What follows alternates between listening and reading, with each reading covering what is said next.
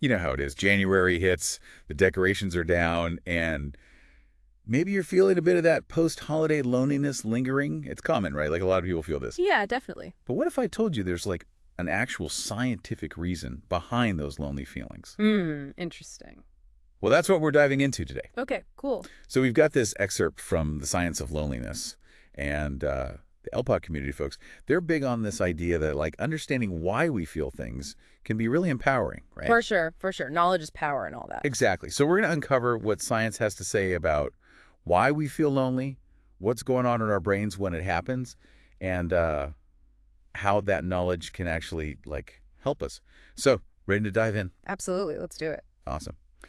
So, we often think of loneliness as just a feeling, something kind of fleeting. But what if it's like more than that?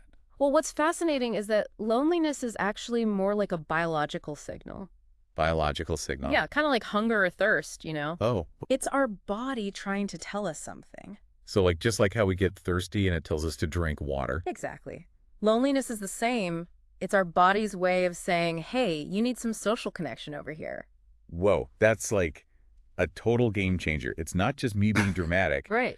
My body's literally wired to feel this way. Yeah. Okay, so like if it's a biological signal, Yeah.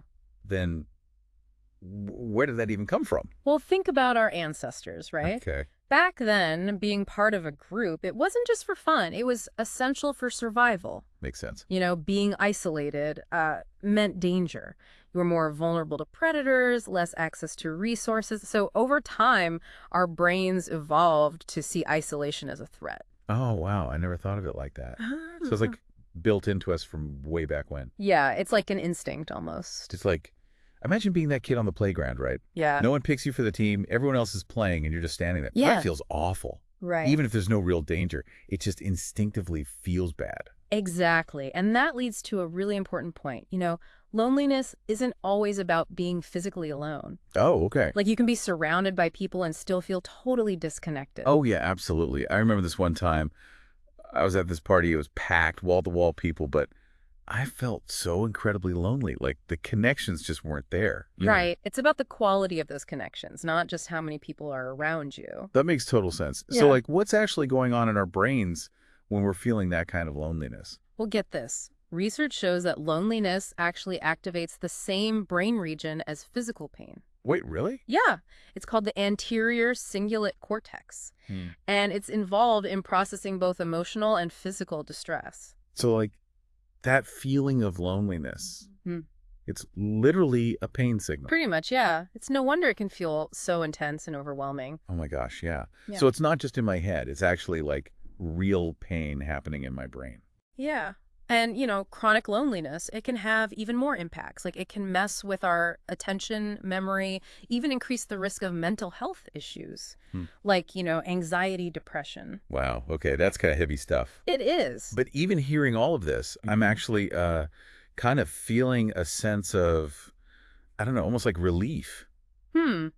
Interesting. Like knowing there's this biological reason behind it, Yeah. it kind of helps me take it less personally. That's the power of understanding the science behind things. Yeah. It takes away the blame. It's not your fault you're feeling this way, you know? Exactly. It's a signal. It's information. So instead of thinking, what's wrong with me? Right. It's more like, okay, what can I do about this? Exactly. We can learn to manage it, just like we learn to manage hunger or thirst. Huh. So there's hope then. Oh, absolutely. There are tons of strategies and tools we can use to build meaningful connections, create a sense of belonging, and that's something we can definitely explore in future deep dives. That's awesome. So just to wrap things up, what have we learned today? Loneliness, it's not just a feeling, it's this deep-rooted biological signal. It's a survival mechanism that's been with us for, like, ages. But here's the most important thing. By understanding the science behind it, we can totally change our perspective. For sure. It's not about what's wrong with me. It's more about, okay, what steps can I take to meet my need for connection? It's all about empowerment. So here's a thought to leave you with. What actions can you take today, right now, to nurture your connections and build a stronger sense of belonging? Something to ponder as we wrap up this deep dive.